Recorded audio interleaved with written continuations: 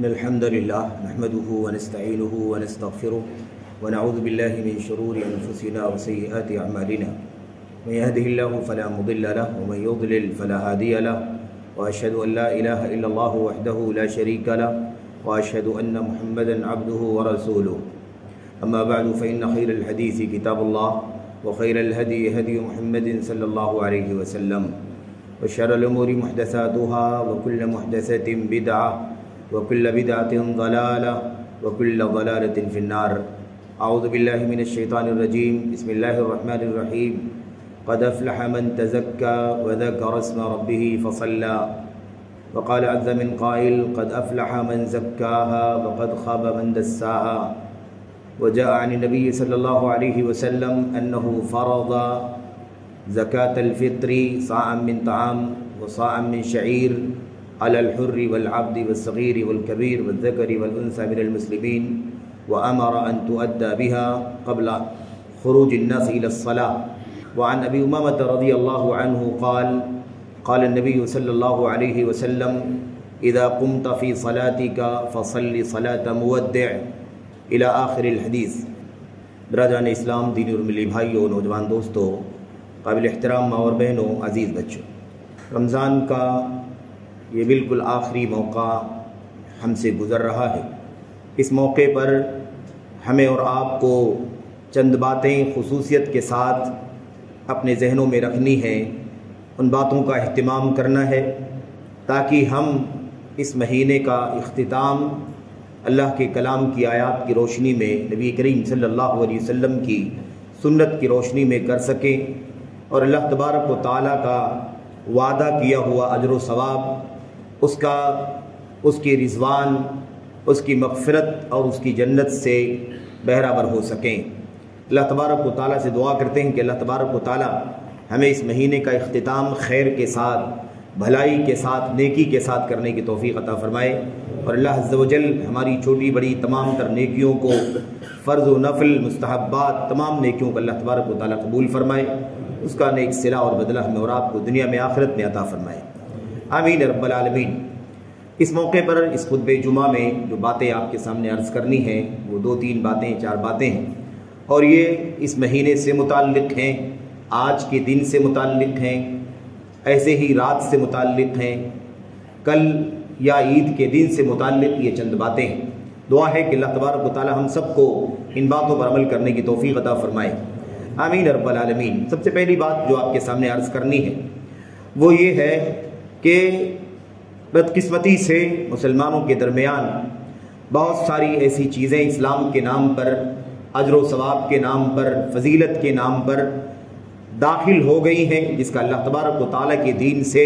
نبی کریم صلی اللہ علیہ وسلم کی سنت سے کوئی تعلق نہیں ہے. اس حوالے سے جو سب سے پہلی بات آپ کے سامنے عرض کرنی ہے وہ آج کے اس جمعے کے دن سے متعلق ہے جو ماہ رمضان کا آخری جمعہ ہے. آپ حضرات نے بھی سنا ہوگا، اور حقیقت کے اعتبار سے بھی اگر آپ صحیح طور پر جائزہ لیں،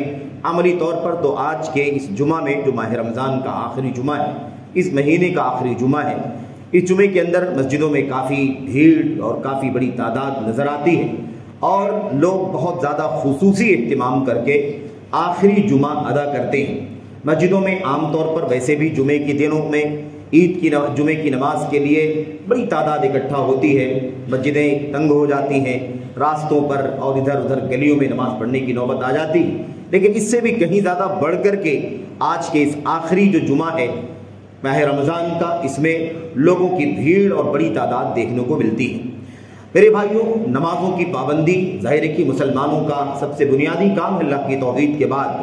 اور جمعے کی نماز اللہ تبارک و تعالیٰ کے دین کا شعار ہے. اس کی پابندی خصوصیت کے ساتھ ہونی چاہیے، ہمیشہ ہونی چاہیے. کسی مہینے کا پہلا، دوسرا، تیسرا، چوتھا جمعہ ہو، آخری جمعہ ہو، اس سے اسلام کو کوئی سروکار نہیں ہے. اللہ کے نبی علیہ الصلوۃ والسلام نے جمعے کے سلسلے میں ارشاد فرمایا،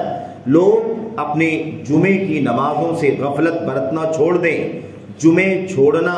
بند کر دیں، ورنہ اللہ تبارک و تعالیٰ ان کے دلوں پر مہر لگا دے گا، یا اللہ تبارک و تعالیٰ ان لوگوں میں ان کا نام درج کر دے گا جو اللہ تبارک و تعالیٰ کے ہاں غافل کے نام سے درج کیے جاتے ہیں. تو اللہ تبارک و تعالیٰ غافلوں میں اس کا نام درج کر دے گا، یا اللہ تبارک و تعالیٰ ان کے دلوں پر مہر لگا دے گا۔ اس طرح کی بہت ساری وعیدیں ان لوگوں کے سلسلے میں ہیں جو جمعے کی نماز چھوڑتے ہیں۔ تو جمعے کی نماز خصوصیت کے ساتھ دین اسلام کے فرائض میں سے ہے، اس کا اہتمام ہمیشہ ہونا چاہیے۔ رہی بات ماہ رمضان کے آخری جمعہ کی، جس کو لوگوں نے یتیم جمعہ کا نام دیا ہے، یا مثال کے طور پر اسے الوداعی جمعہ کے نام سے ہمارے ہاں بر صغیر ہندوستان، پاکستان، بنگلہ دیش وغیرہ میں جانا جاتا ہے۔ یہ الوداعی جو جمعہ ہے، یہ نام اللہ تبارک و تعالیٰ کے دین سے اس نام کا کوئی تعلق نہیں، اور الوداعی جمعہ کے سلسلے میں جو کچھ نظریات لوگوں کے ہاں پائے جاتے ہیں، اس کا بھی اللہ تبارک و تعالیٰ کے دین میں کوئی تعلق نہیں۔ ایسی کوئی بات نہیں ہے کہ اللہ تبارک و تعالیٰ کے دین میں کوئی جمعہ ہو جس کا نام الوداعی جمعہ ہو۔ کوئی جمعہ ایسا نہیں ہے جو الوداعی ہو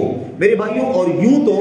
ہر عبادت ہماری اور آپ کی، ہر عبادت ایک مسلمان کی الوداعی انداز میں ادا ہونی چاہیے، یہ اسلام کے اندر مطلوب ہے۔ ہم کوئی بھی نماز پڑھیں ایسے پڑھیں، اخلاص کے ساتھ، الہیت کے ساتھ، خشوع کے ساتھ، خضوع کے ساتھ ایسے پڑھیں کہ اللہ تبارک و تعالیٰ کو دیکھ رہے ہیں۔ یہ اللہ تبارک و تعالیٰ کم از کم ہمیں دیکھ رہا ہے۔ اگر پہلی والی بات نہ کر سکے تو کم از کم یہ ضرور شعور ہو کہ اللہ تبارک و تعالیٰ ہمیں دیکھ رہا ہے، تو پورے خشوع خضوع کے ساتھ ہم پڑھیں، آخری نماز سمجھ کر کے پڑھیں، اس اعتبار سے کہ پتہ نہیں اس کے بعد ہماری زندگی وفا کرے نہ کرے، ہم زندہ رہیں نہ رہیں، یہ نماز ایسی پڑھو کہ آخری نماز ہو گویا۔ اگر پھر آگے زندگی رہی، موقع ملا تو اسے بھی ایسے ہی پڑھو جیسے وہ آخری نماز ہے۔ روزہ ایسے رکھو جیسے وہ آخری روزہ ہے، حج عمرہ ایسے کرو جیسے وہ آخری عبادت ہے۔ اس طرح سے ایک مسلمان کی ذمہ داری تو ہے، لیکن الوداعی نام سے کوئی نماز ہو، الوداعی نام سے کوئی جمعہ ہو، الوداعی نام سے کوئی روزہ ہو، یا الوداعی نام سے کوئی رات ہو، ایسی کوئی تعلیم اللہ تبارک و تعالیٰ کے دین میں،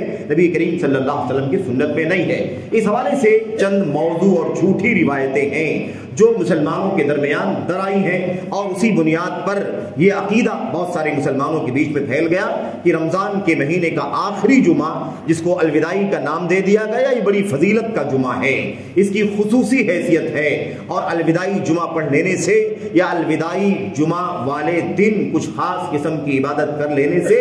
انسان کی زندگی میں پورے سال میں جو نمازوں کی کوتاہیاں ہوئی ہیں وہ ساری کی ساری کوتاہیاں معاف ہو جائیں گی، یا وہ ساری کی ساری نمازیں جو چھوڑا ہے ایک مسلمان نے اس آخری جمعہ کو نمازوں کی پابندی کرنے کی وجہ سے، یا 4 رکعت خصوصی کیفیت کے ساتھ نماز پڑھنے سے، اس پورے سال کی نمازوں کی کوتاہی کا وہ کفارہ بن جائے گا۔ تو یہ جو طریقہ ہے، یہ جو چیز ہے، اس کی اسلام میں کوئی صحیح حیثیت نہیں ہے۔ ایک جھوٹی روایتیں، موضوع روایتیں، بے انتہا ضعیف روایتیں، منکر روایتیں، یا بے اصل جس کی کوئی اساس اور بنیاد ہی نہیں، ایسی چیزیں مسلمانوں میں آ گئیں، اور اس کے بعد یہ چیز مسلمانوں کے درمیان پھیل گئی، اور مسلمان کا بھی عجیب و غریب حال ہوتا جا رہا ہے میرے بھائیوں۔ یہ بھی ایک طرح سے بے دینی ہے، یا دین سے بیزاری ہے، دین سے دوری کا معاملہ ہے کہ ایک مسلمان محنت نہیں کرنا چاہتا۔ اللہ تبارک و تعالیٰ کی بندگی کے لیے ہم زیادہ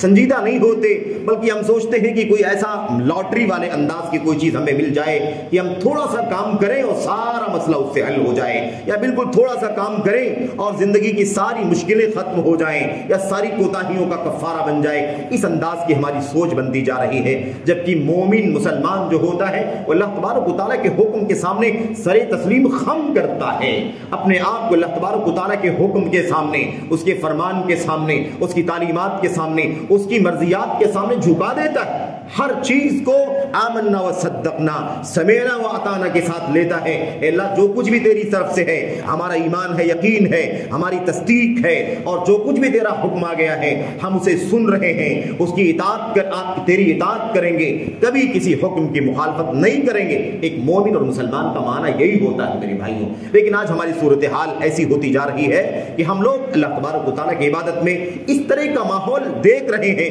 اور اس طرح کے ماحول کی تلاش میں رہتے ہیں کہ کوئی ایسا کام ملے کہ بس اس کی وجہ سے سارا مسئلہ حل ہو جائے، جبکہ نبی علیہ الصلوۃ والسلام کے صحابہ کرام کا جو طریقہ تھا وہ سوالات ایسے کیا کرتے تھے، اللہ کے نبی یہ سارے دین کی جو باتیں آپ نے بتلائی ہیں ہم ان پر عمل کر رہے ہیں، ان کی پابندی کر رہے ہیں، ان کا اہتمام کر رہے ہیں، ان سب کے بعد اور کوئی اہم بات بتلا دیجئے، کوئی اہم کام بتلا دیجئے، کوئی نیکی بتلا دیجئے جس کا اہتمام خصوصیت کے ساتھ اور بھی کرتے رہیں۔ ہمیشہ اس کی پابندی کریں، ہمیشہ اس کا اہتمام کریں۔ اس طرح سے نبی کریم صلی اللہ علیہ وسلم کے صحابہ کرام کا طریقہ ہوا کرتا تھا۔ میرے بھائیوں، میرے بزرگوں، تو جو یہ بات مشہور ہے الوداعی جمعہ کی، اس حوالے سے دو طرح کی موضوع اور جھوٹی روایتیں یا کہہ لیجئے کہ بے اصل روایتیں مشہور ہیں۔ ایک روایت تو یہ ہے، اس میں یہ بیان کیا گیا ہے کہ جو شخص جمعے کے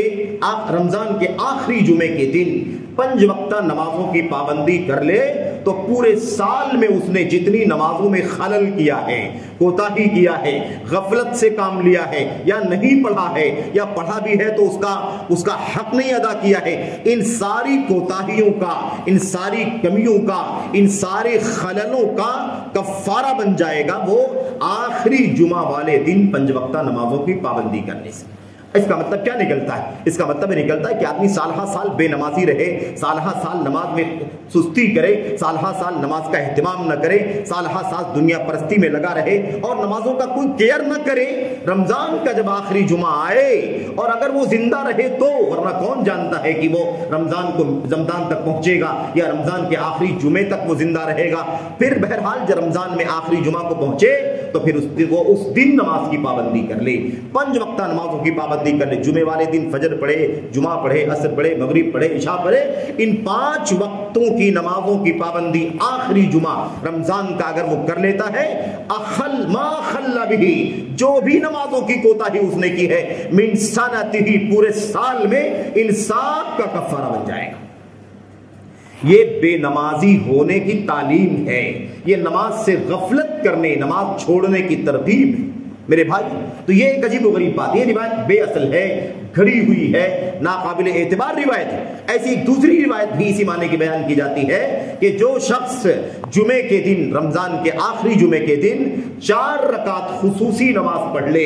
ایک سلام کے ساتھ پڑھے، ہر رکعت کے اندر مثال کے طور پر سورہ فاتحہ پڑھے اور ایسے ہی سورۃ القدر کی تلاوت کرے اور فلاں سورت کی تلاوت کر لے، تو اللہ تبارک و تعالیٰ یہ وعدہ کیا گیا، اس کے اندر بتایا گیا کہ ان 4 رکعتوں کی پابندی کرنے کی وجہ سے اگر اسے کوئی نماز اس نے چھوڑی ہے، اسے نہیں یاد ہے، یا اس نے شمار نہیں کیا ہے کتنی سستی کوتاہی اس نے کی ہے، کب کس نماز میں، تو ان 4 رکعتوں کی ادائیگی کی وجہ سے اس کی ساری کوتاہیاں اللہ تبارک و تعالیٰ معاف فرما دے گا۔ یہ روایت بھی کیا ہے؟ بے اصل ہے۔ تو ایسی جھوٹی اور بے سر پیر کی روایتوں کی بنیاد پر مسلمانوں میں یہ گمراہی عام ہو گئی ہے اور یہ بدعت ہے میرے بھائیوں۔ الوداعی جمعہ جو ہے وہ بدعت ہے، اور بدعتیں جو اسلام کے اندر آتی ہیں اس کے بہت سارے راستے ہیں۔ اس کا ایک راستہ یہ بھی ہے کہ کوئی جھوٹی روایت، موضوع روایت، بے اصل روایت، بے انتہا ضعیف روایت، اور اس کا تعلق عقیدے سے ہو، اس کا تعلق عبادات سے ہو، اس کا تعلق دین کے اساس اور بنیادوں سے ہو، تو ایسی چیز دین اسلام کے اندر میرے بھائیوں عقیدے کا فساد اور عقیدے کا خلل بن جاتی ہے۔ تو ایک بات تو یہ یاد رکھیں کہ کوئی الوداعی جمعہ یا کوئی الوداعی نماز اس نام سے اللہ تبارک و تعالیٰ کے دین میں نہیں ہے، اور نہ ایسی کوئی کیفیت بیان کی گئی ہے۔ یہ ساری چیزیں بے اصل ہیں، بے بنیاد ہیں۔ ہاں یہ بات ضرور ہے، جیسا کہ پہلے عرض کیا گیا، کہ ایک مسلمان کو اپنی نماز ایسے ادا کرنا چاہیے کہ جیسے وہ الوداعی نماز پڑھ رہا ہے، یعنی اس کے بعد اب اسے اگلی نماز نہیں ملے گی، اس کی موت ہو جائے گی، اس کے بعد اگلا روزہ اسے نہیں ملے گا، اس کی موت ہو جائے گی، اسے عمرے کا موقع نہیں ملے گا، اسے حج کا موقع نہیں ملے گا، اسے فلاں کام کا موقع نہیں ملے گا۔ اس لیے جو مل رہا ہے موقع اسے آخری سمجھ کر کے پڑھے، پورے اخلاص کے ساتھ، پوری سنت کے مطابق اور پورے اہتمام کے ساتھ پڑھے، خشوع کے ساتھ، خضوع کے ساتھ پڑھے، ایسے ہی ساری عبادتیں انجام دیں۔ نبی محترم صلی اللہ علیہ وسلم کے پاس حضرت ابو امامہ رضی اللہ تعالیٰ عنہ کی روایت ہے، ایک شخص اللہ کے نبی کے پاس آیا، روایت ابن ماجہ کی ہے اور صحیح روایت ہے، ایک شخص آیا اللہ کے نبی کے پاس اور اس نے کہا یا رسول اللہ صلی اللہ علیہ وسلم اوصنی و اوجز یا علمنی و اوجز، اے اللہ کے نبی صلی اللہ علیہ وسلم آپ مجھے سکھا دیجئے، کچھ تعلیم دیجئے یا کچھ وصیت کیجئے، اور مختصر وصیت کیجئے، یعنی مختصر جامع با انداز کی کوئی بات اللہ کے نبی مجھے بتائیے جس کی میں پابندی کرتا رہوں۔ اس وقت نبی کریم صلی اللہ علیہ وسلم نے فرمایا تھا اذا قمت فی صلاتک فصلی صلاۃ مودع، جب تم نماز میں کھڑے ہو، نماز کے لیے کھڑے ہو، نماز ادا کرنے کے لیے، تو تم ایسے نماز پڑھو جیسے الوداع کرنے والے کی نماز پڑھ رہے ہو. یعنی کیا مطلب؟ وہ سب کو چھوڑ کر کے چلا جائے گا, اس کی موت ہونے والی ہے, اب اسے نماز کا موقع نہیں ملے گا, اب اسے عبادات کا موقع نہیں ملے گا, وہ اپنے اعزاء اقارب سے میرے بھائیوں رخصت ہونے والا ہے, عبادات سے رخصت ہونے والا ہے. اس طرح سے تمہیں چاہیے کہ تم نماز پڑھو. اور اس طرح کی باتیں صحابہ کرام سے, تابعین سے, سلف کے بہت سارے واقعات میں آپ کو ملیں گے کہ صحابہ کرام سلف کہا کرتے تھے میں نماز پڑھتا ہوں تو سوچتا ہوں کہ یہ ایسے پڑھوں جیسے یہ میری آخری نماز ہوگی, کأنہا آخر صلاتی, ایسے پڑھنا چاہتا ہوں جیسے یہ میری زندگی کی آخری نماز ہے. یہ طریقہ نبی کریم صلی اللہ علیہ وسلم نے سکھایا ہے, صحابہ کرام نے اپنی زندگیوں میں برتا ہے. اس لیے الوداعی جمعہ دین اسلام میں بدعت ہے, اس کا اسلام سے کوئی لینا دینا نہیں ہے. ہمیشہ نمازوں کی پابندی ہونی چاہیے, ہمیشہ جمعہ کی پابندی ہونی چاہیے, ہمیشہ اس کا اہتمام ہونا چاہیے. تمام چیزوں سے بڑھ کر کے اللہ تبارک و تعالیٰ کی عبادت کا کام ہے, اور فرائض کا مقام سب سے زیادہ اونچا ہے. تو ایک بات تو آپ کے سامنے یہ عرض کرنی تھی. دوسری بات آپ کے سامنے یہ عرض کرنی ہے, آج اگر آخری دن ہوا, 29 رمضان ہے یہ, اگر رمضان کا یہ آخری دن ہوا اور یہی زیادہ انشاءاللہ تبارک و تعالیٰ امکان بھی ہے, تو رات آتے ہی شوال کی پہلی تاریخ ہوگی, اور اسی کو لیلۃ العید کہا جاتا ہے. یعنی عید کی رات, عید کی شب. اور ایسے عید الاضحیٰ کا جب موقع آئے گا, جب 10 تاریخ والی رات آئے گی, تو اس کو بھی لیلۃ العید یعنی لیلۃ عید الاضحیٰ, عید الاضحیٰ کی شب کے نام سے جانا جاتا ہے. یعنی صبح جو عید ہونے والی ہے تو اس کی جو رات ہے وہ اسی کی رات اسے کہا جاتا ہے. اس حوالے سے بھی ایک عجیب و غریب قسم کی سوچ یا اس عجیب و غریب انداز کا عقیدہ اور نظریہ مسلمانوں کے اندر پھیل گیا ہے, اور اس کے پیچھے بھی چند ضعیف اور موضوع روایات ہیں. چند ضعیف اور موضوع روایات کی بنیاد پر یہ عقیدے کا فساد بھی مسلمانوں کے اندر آیا ہے, بعض مسلمانوں کے اندر. تو وہ یہ ہے کہ اس رات کو لوگ انعام کی رات سمجھتے ہیں, لیلۃ الجائزہ, انعام والی رات, انعام والی رات. اور اس حوالے سے کئی ایک روایتیں مشہور ہیں. مثال کے طور پر ایک روایت جو ہے اس میں بیان کیا گیا ہے, من احیا یا من قام لیلتی العیدین لم یمت قلبہ یوم تموت القلوب. اس روایت میں بیان کیا گیا ہے کہ جو شخص عیدین کی رات کو شب بیداری کرے گا, عیدین کی رات کو شب بیداری کرے گا, یعنی عیدین کی راتوں میں جاگ کر کے عبادت کرے گا. عید الفطر کی رات جو آنے والی ہے رمضان سے, رمضان کے اختتام والی رات, ایسے عید الاضحیٰ, ان دونوں راتوں کو جو شب بیداری کرے گا اس کی فضیلت یہ بیان کی گئی کہ جس دن لوگوں کے دل مر جائیں گے, اس عبادت کرنے والے کا دل نہیں مرے گا, اس آدمی کا دل نہیں مرے گا جو عید کی راتوں میں عبادت کرے گا. یہ روایت بھی کیا ہے میرے بھائیوں, یہ روایت بھی موضوع ہے, ناقابل اعتبار ہے. ایسی کوئی روایت ثابت نہیں ہے جس کو انعام کی رات کہا جائے یا عید کی رات شب بیداری کرنے کی کا خصوصی تذکرہ کیا گیا ہو. ایسی کوئی روایت صحیح نہیں ہے. اس میں کوئی شک نہیں ہے کہ آدمی تہجد جو پڑھتا ہے یا قیام اللیل جو کرتا ہے وہ ہمیشہ ہے, ہمیشہ ہے. وہ رمضان کی راتیں ہوں, شوال کی راتیں ہوں, شعبان کی راتیں ہوں, میرے بھائیوں ساری راتوں میں یہ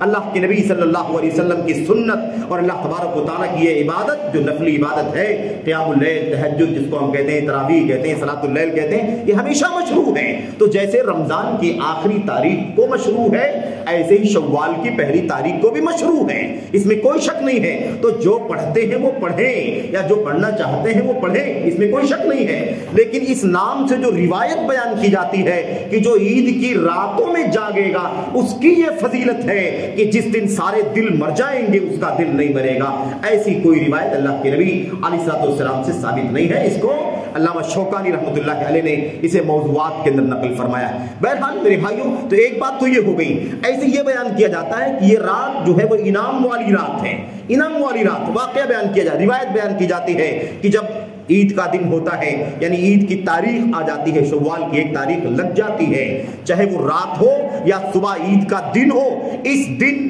اللہ تبارک و تعالیٰ کی بہت سارے فرشتے راستوں کے نکڑوں پر, دروازوں پر جمع ہو جاتے ہیں اور تمام مسلمانوں کو بشارت دیتے ہیں, اے مسلمانوں تم نے نمازیں پڑھی ہے, اللہ نے تمہیں نمازیں پڑھنے کا حکم دیا, تم نے روزے رکھے ہیں, اللہ نے تم کو روزوں کا حکم دیا ہے, تم نے اللہ تبارک و تعالیٰ کی اطاعت کی ہے, اب تم نے یہ سب کچھ کیا ہے, اللہ تبارک و تعالیٰ کا حکم مانا ہے، تسلیم کیا ہے، اس لیے آج کی یہ جو رات ہے یا آج کو جو دن ہے یہ انعام والا دن ہے، انعام والا دن ہے، آج تمہیں انعام ملے گا۔ اور پھر اس کے بعد یہ بیان کیا گیا کہ انعام کے حوالے سے یہ کہا جاتا ہے کہ فرشتے اعلان کرتے ہیں اے اللہ کے بندو چلو چلو اللہ تبارک و تعالیٰ کی مغفرت کی طرف، چلو اللہ تبارک و تعالیٰ کی رضا مندی کی طرف۔ اور اس کے بعد کہتے ہیں کہ جب وہ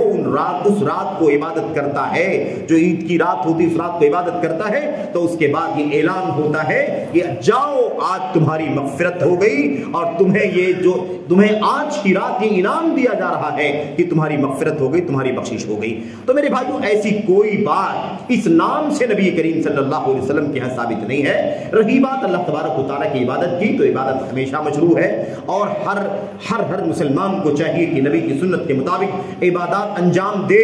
خواہ وہ رمضان ہو یا غیر رمضان ہو۔ جو طریقہ اللہ تبارک و تعالیٰ کی طرف سے نبی کریم صلی اللہ علیہ وسلم کے واسطے سے ہمیں ملا ہے وہ ہماری زندگی کا حصہ ہونا چاہیے۔ فرائض تو فرائض، سنتیں، مستحبات، تمام کی تمام چیزیں دین اسلام کے اندر جس کی جو حیثیت ہے اسی حیثیت سے ہمیں ان تمام چیزوں کو ماننا ہے، اس کے مطابق عمل کرنا ہے۔ تیسری جو بات آپ کے سامنے عرض کرنی ہے وہ یہ ہے میرے بھائیوں کہ ہمیں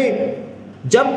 رمضان کا آخری سورج ڈوب جاتا ہے اور اس کے بعد میرے بھائیوں شوال کی پہلی تاریخ لگ جاتی ہے، تو ایک اور فریضہ مسلمانوں پر واجب ہو جاتا ہے جس کو ہم زکوٰۃ الفطر یا صدقۃ الفطر کے نام سے جانتے ہیں۔ اس حوالے سے ہمیشہ باتیں آپ کے سامنے آتی رہتی ہیں، اس کے احکام مسائل کا تذکرہ آپ کے سامنے ہوتا رہتا ہے۔ اس میں جو سب سے خاص اور بنیادی بات ہے وہ یہ ہے کہ یہ جو زکوٰۃ ہے یہ واجب ہے، فرض ہے، اور اس میں کوئی تخصیص نہیں ہے، اور اس کے لیے کوئی بڑا نصاب نہیں ہے کہ اتنا نصاب ہوگا تو اس کے اوپر زکوٰۃ الفطر واجب ہوگی۔ لمبا نصاب کچھ بھی نہیں ہے۔ جس کے پاس ایک دن کے لیے 2 ٹائم کا کھانا پینا ہے اس کے لیے، اس کے بچوں کے لیے، تو اب اس کے بعد اس سے جو زیادہ بچتا ہے اسے چاہیے کہ وہ زکوٰۃ الفطر میں اسے خرچ کر دے۔ تو چاہے وہ مرد ہو، عورت ہو، آزاد ہو، غلام ہو، چھوٹا ہو، بڑا ہو، بچہ ہو، بوڑھا، کوئی بھی، سب کی طرف سے یہ زکوٰۃ الفطر ادا کرنا واجب ہے۔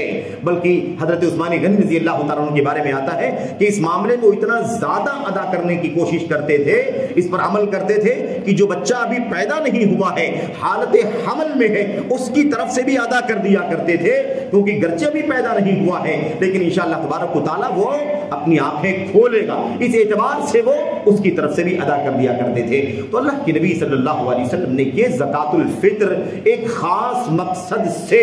امت پر واجب قرار دی ہے۔ یہ چیز جو ہے خصوصیت کے ساتھ، اس کا زکوٰۃ جو اسلام کے 5 ارکان میں سے ایک رکن ہے، اس زکوٰۃ سے اس کا کوئی تعلق نہیں ہے، اس کے نصاب سے کوئی تعلق نہیں، اس کے نصاب کی شرطوں سے اس کا کوئی تعلق نہیں ہے، بلکہ یہ ہر ایک پر واجب ہے جس کے پاس عید کے دن 2 ٹائم 3 ٹائم کے کھانے پینے کی غذا کا، خوراک کا انتظام ہو، اور اس کے بعد زائد ہوتا ہو، فاضل ہوتا ہو، تو اسے چاہیے کہ وہ ایک سا کے اعتبار سے کے حساب سے اللہ تبارک و تعالیٰ کی رضا کے لیے زکوٰۃ الفطر ادا کر دے۔ اللہ کے نبی صلی اللہ علیہ وسلم نے صاف لفظوں میں زکوٰۃ الفطر میں کھانے پینے کی اشیاء کو فرض کیا ہے۔ کھانے پینے کی اشیاء، عبداللہ بن عمر رضی اللہ تعالیٰ عنہ کی مشہور روایت میں اللہ کے نبی علیہ السلام نے فرمایا، اللہ کے نبی کے بارے میں فرمایا، فرض رسول اللہ صلی اللہ علیہ وسلم زکوٰۃ الفطر صاع من طعام و صاع من شعیر۔ اللہ کے نبی علیہ السلام نے زکوٰۃ الفطر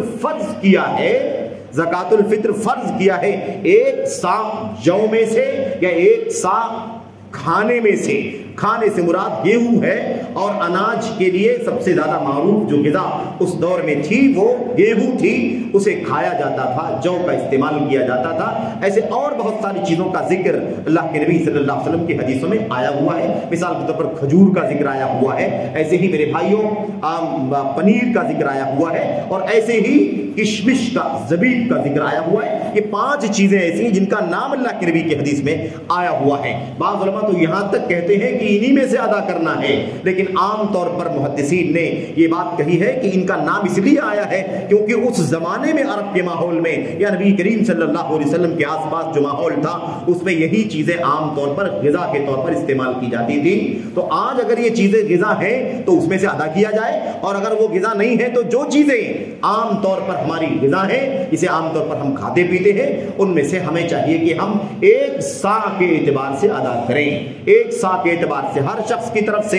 بچہ بوڑھا مرد عورت آزاد غلام سب کی طرف سے ادا ہونا چاہیے. اور ایک سا کہتے ہیں یہ دونوں ہاتھ جو ہے نا ہمارا, اسے بھر بھر کے 4 مرتبہ دونوں ہاتھوں کو یوں ملا کر کے, اگر ایک معتدل آدمی, ایک بہت بڑے ہاتھوں والا نہیں اور ایک چھوٹے بالکل چھوٹے ہاتھوں والا نہیں بلکہ معتدل ہاتھوں والا آدمی اگر اپنے دونوں ہاتھوں کو ملا کر کے 4 مرتبہ کوئی اناج یا مثال کے طور پر کھجور یا ایسے ہی کشمش یا ایسے ہی مثال کے طور پر پنیر یا ایسے ہی گیہوں ہے, آج کل دال ہے, چاول ہے, شکر ہے وغیرہ, ان تمام چیزوں کو 4 مرتبہ دونوں ہاتھوں سے اکٹھا کر کے جمع کرے تو جتنی مقدار بنتی ہے اسی کو سا کہا جاتا ہے. اب آج گرام کے حساب سے اس کو جب وزن کیا جاتا ہے تو 2 طرح کا 3 طرح کا وزن بنتا ہے, کیونکہ وہ جو پیمانہ ہوتا تھا سا کا برتن, اس کی مقدار چھوٹی بڑی اس طرح سے ہو جایا کرتی تھی کہ وہ کوئی وزن کیا ہوا پیمانہ نہیں تھا جو بالکل ایگزیکٹ ہو, بلکہ اسے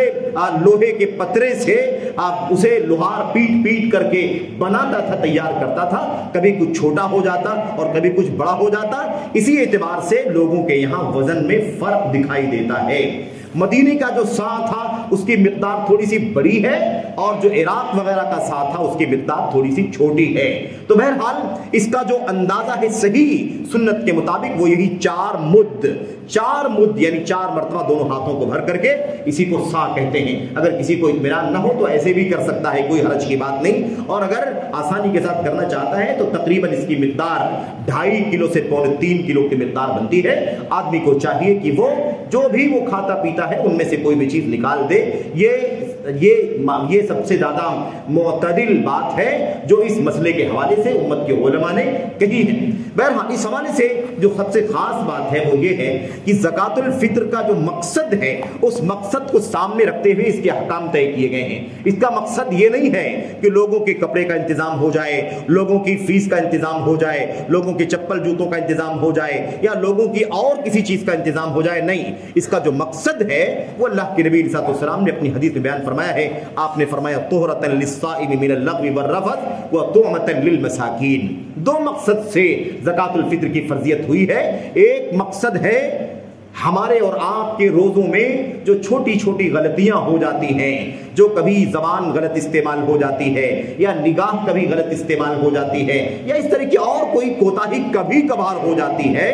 ان تمام چیزوں کو اللہ تبارک و تعالی زکوٰۃ الفطر کے ذریعے سے معاف فرما دیتا ہے. ہمارے روزے پاک صاف ہو جاتے ہیں, پورے طور پر انشاءاللہ تبارک و تعالی قبولیت کے لائق اور قبولیت کے قابل ہو جاتے ہیں انشاءاللہ تبارک و تعالی. تو ایک مقصد تو یہ ہے. دوسرا مقصد یہ ہے کہ عید کے دن, خاص طور پر عید کے دن, جو مساکین ہیں جن کے پاس کھانے پینے کی غذا کی قلت ہے, اشیاء خوردنی کی قلت ہے, اپنے لیے اپنے بال بچوں کے لیے ان کے لیے غذا اور خوراک کا انتظام ہو جائے. اس لیے سب سے بنیادی بات یہ ہے کہ اللہ کے نبی کا مقصد یہ نہیں ہے کہ آدمی اپنے کپڑے اور جوتے اور وغیرہ وغیرہ کا انتظام کرے, بلکہ اس کا مقصد جو ہے وہ عید کے دن غذا کی فراہمی ہے. اس لیے اسی نقطے پر ہمیں اور آپ کو رہنا چاہیے اور اسی بنیاد پر ہمیں کھانے پینے کی اشیاء, یہ جو غذائیں عام طور پر کھائی جاتی ہیں ہمارے علاقوں میں, انہی سے ہمیں زکوٰۃ الفطر ادا کرنا چاہیے. اور اسی لیے دوسری جو بات ہے خاص وہ یہ ہے, اسی مقصد کے پیش نظر نبی کریم صلی اللہ علیہ وسلم نے اسے پورے رمضان میں دینے سے منع فرمایا. یعنی اس معنی میں کہ اللہ کے نبی صلی اللہ علیہ وسلم نے کیا فرمایا, اس کا جو اصل وقت ہے وہ عید الفطر کی نماز کے لیے نکلنے سے پہلے پہلے ادا کرنا ہے, تاکہ وہ جو اناج اور غلہ ہے وہ مستحق آدمی کے گھر پہنچ جائے اور وہ اسی کو پکا کر کے کھانا چاہے تو کھا لے. یہ ایسا نہ ہو کہ اس سے پہلے دے دیا گیا, ہفتے بھر پہلے, 2 ہفتہ پہلے یا 1 مہینہ پہلے یا اور اس کے آگے پیچھے, اور آدمی نے اسے خرچ کر لیا, اسے استعمال کر لیا, اور اب عید کا دن آیا تو عید کے دن بھی وہ ہاتھ پھیلا کر کے بھیک مانگنے پر مجبور ہے یا لوگوں کے دروازے پر جا کر کے سوال کرنے پر مجبور ہے. یہ کام نہ کرنا پڑے. اسی لیے نبی کریم صلی اللہ علیہ وسلم نے اس کے اصل وقت بیان فرمایا کہ آدمی کو چاہیے کہ عید الفطر کی نماز کے لیے نکلنے سے پہلے پہلے ادا کر دیں. یہ سب سے زیادہ افضل اور سب سے کریم ٹائم ہے. اس ٹائم اگر ہم ادا کر سکیں تو بہت ہی بہتر ہے. دوسرا وقت ہے واجب ہونے والا. واجب کب ہو جاتا ہے؟ کب واجب ہو جاتا ہے؟ جب عید الفطر عید کا یعنی شوال کا چاند نکل جاتا ہے، رمضان کا آخری دن ختم ہو گیا اور اب جو رات آئی ہے وہ عید الفطر کی رات ہے، تو اب یہ سورج کے غروب ہونے کے بعد یہ اس کا واجب وقت ہے، یعنی اب واجب ہو چکا ہے، اب اسے چاہیے کہ وہ اس وقت سے لے کر کے عید الفطر کی نماز سے پہلے پہلے کیا کرے؟ ادا کر دے، اور جتنا تاخیر کر کے عید الفطر کی نماز سے پہلے پہلے ادا کرے گا اتنا زیادہ وہ بہتر ہوگا۔ اور ایک جائز وقت ہے عید الفطر سے 1 روز 2 روز 3 روز پہلے تک، جیسا کہ عبداللہ بن عمر رضی اللہ تعالیٰ عنہ کی روایت میں آیا ہوا ہے، دونوں باتیں ابن عمر سے آئی ہوئی ہیں رضی اللہ تعالیٰ عنہما، کہ 1 دن 2 دن پہلے یا 2 سے 3 دن پہلے زکوٰۃ الفطر اللہ کے نبی صلی اللہ علیہ وسلم کے صحابہ کرام ادا کیا کرتے تھے۔ یہ اس بات کی دلیل ہے، یہ کام وہ جو کرتے تھے نبی کریم صلی اللہ علیہ وسلم کے اشارے پر، آپ کے قول پر یا آپ کے فعل پر کیا کرتے تھے، کیونکہ عبادت کا کام ہے، اپنی مرضی سے کوئی آدمی نہیں کر سکتا، تو یہ اس کا جائز وقت ہے۔ لیکن اس سے پہلے آدمی 1 ہفتہ پہلے 10 دن پہلے 20 دن پہلے دے دے، یہ بالکل بھی درست نہیں ہے، کیونکہ پھر نوبت وہی آئے گی کہ عید کے دن وہ مسکین آدمی، ضرورت مند آدمی لوگوں کے سامنے ہاتھ پھیلانے پر مجبور رہے گا۔ اسلام عید کے دن کم از کم اس چیز کا انتظام پورے طور پر کر دینا چاہتا ہے کہ مسکین اس دن اب ہاتھ پھیلانے پر مجبور نہ ہو۔ اسی لیے میرے بھائیو، اللہ کے نبی علیہ السلام کی سنت کے مطابق ہم اور آپ کو زکوٰۃ الفطر کے اندر کیش نہیں دینا چاہیے، نقدی روپے پیسے درہم دینار نہیں دینا چاہیے، بلکہ ہمیں چاہیے کہ ہم اناج اور غلہ ہی خرید کر کے دیں اور اس کو مستحقین تک پہنچائیں، یا کوئی انتظام کرنے والا ہو جو انتظام کی ذمہ داری لے کہ بھئی آپ کے پیسے ہم جمع کر لیں گے اور ہم جمع کر کے اسے آپ کی طرف سے اناج خرید کر کے عید سے 1 دن 2 دن یا زیادہ سے زیادہ 3 دن پہلے مستحقین تک پہنچا دیں گے۔ کوئی اگر ادارہ، کوئی مسجد، کوئی ٹرسٹ، سوسائٹی اگر اس طرح کا کام کر رہی ہو اور معتبر ہو تو بلا شبہ اس کے پاس ہم بطور وکیل، ادائیگی نہیں بلکہ بطور وکیل ذمہ دار اس کے پاس ہم دے سکتے ہیں، اس کی ادائیگی اناج کی شکل میں، اور 1 2 دن 3 دن پہلے ہی اس کی ادائیگی ہونی چاہیے، اس سے پہلے اس کی ادائیگی نہیں ہونی چاہیے۔ یہی بات راجح ہے، یہی بات سنت ہے۔ ہاں کوئی مجبوری آ جائے، کوئی پیچیدگی آ جائے، کسی وجہ سے آدمی یہ کام نہ کر سکے، اناج ادا نہ کر سکے، دیر ہو جائے یا کوئی اور مشکل آ جائے، تو ایسی صورت میں، ایک عذر کی صورت میں، ایک اضطراری صورت میں آدمی کیش دے دے تو اللہ تبارک و تعالیٰ اسے ضرور قبول فرمائے گا، کیونکہ آدمی کو موقع نہیں ملا یا آدمی مجبور تھا۔ لیکن عام طور پر پیسے دینا، کیش دینا، پیسے دینا، کیش دینا اور سنت کو پورے طور پر دبا دینا، سنت کو پورے طور پر مٹا دینا، یہ بالکل بھی درست نہیں ہے، کیونکہ نبی کریم صلی اللہ علیہ وسلم نے زکوٰۃ الفطر میں جو چیز فرض کی ہے وہ یہی کھانے پینے کی اشیاء جو اس زمانے میں تھی انہیں کو فرض کیا ہے۔ اس لیے آپ نے میرے بھائیوں درہم، دینار، روپے، پیسے کیش دینا فرض نہیں کیا ہے۔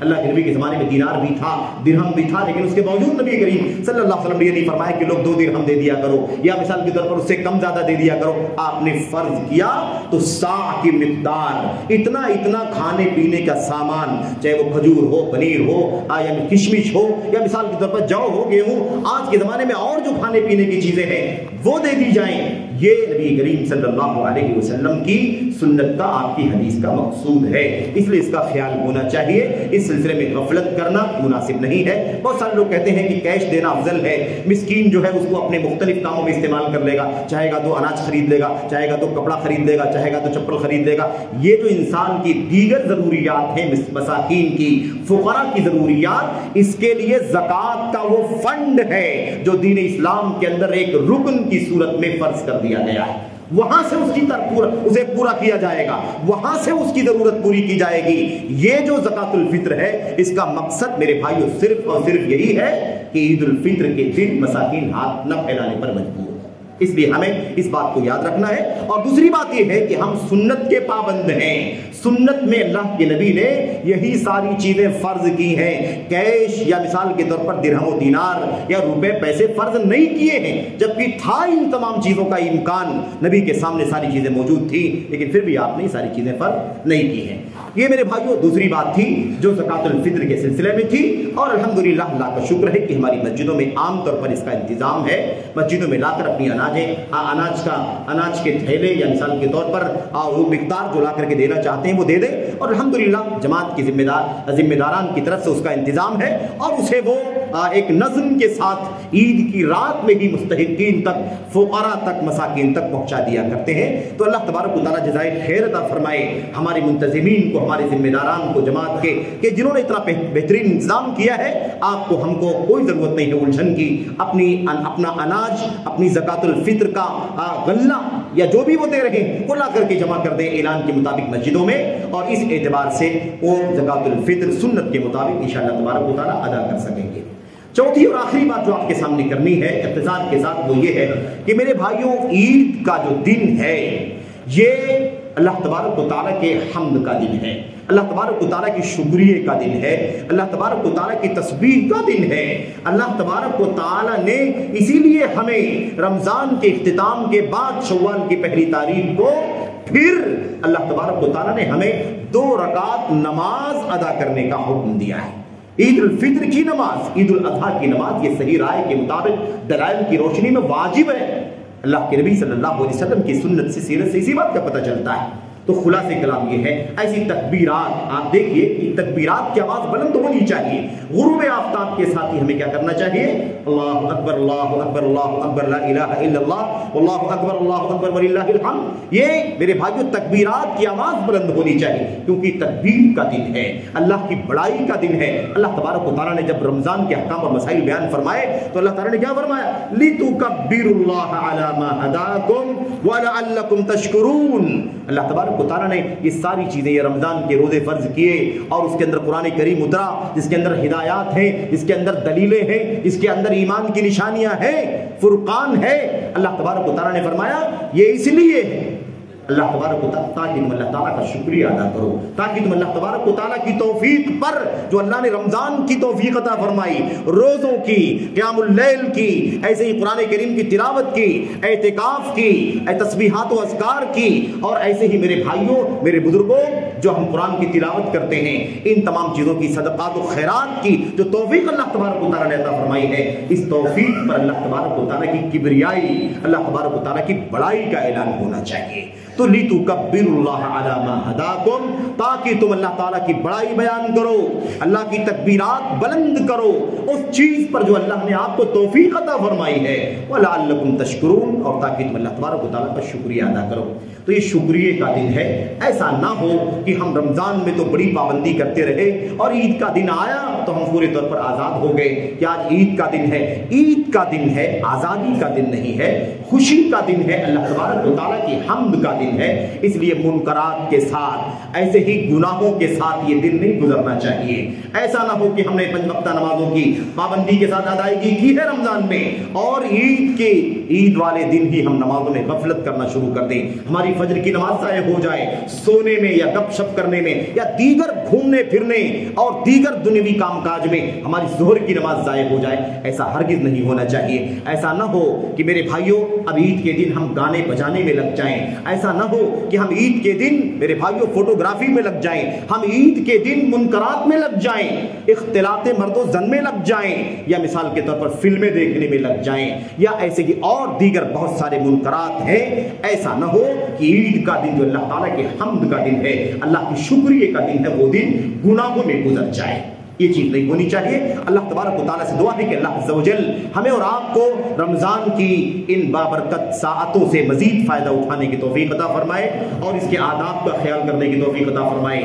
اس آج کے دن اور ایسے ہی آج آنے والی رات اور کل کا دن، یہ تمام کی تمام چیزیں، یہ تمام کے تمام جو اوقات ہیں، یہ سب کے سب عبادات سے لبریز ہیں، نیکیوں سے بھرے ہوئے اوقات ہیں۔ ہمیں چاہیے کہ ہم اس کا پاس و لحاظ کریں۔ اللہ سے دعا ہے کہ اللہ تبارک و تعالیٰ ہمیں اور آپ کو اس کی توفیق عطا فرمائے، اور اللہ عز و جل سے دعا کریں کہ اللہ تعالیٰ ہماری اور آپ کی چھوٹی بڑی نیکیوں کو قبول فرمائے، ٹوٹے پھوٹے اعمال کو قبول فرمائے۔ اللہ تبارک و تعالیٰ ہمیں اپنے فضل و کرم سے، اپنی رحمت سے اس دنیا میں ہماری نیکیوں کا صلہ عطا فرمائے، اور مرنے کے بعد آخرت میں اس کا صلہ جنت اور اپنی مغفرت اور اپنی رضامندی کی شکل میں عطا فرمائے۔ آمین رب العالمین۔ صلی اللہ وسلم وبارک علی نبینا محمد وعلی آلہ وصحبہ اجمعین۔ السلام علیکم ورحمۃ اللہ وبرکاتہ۔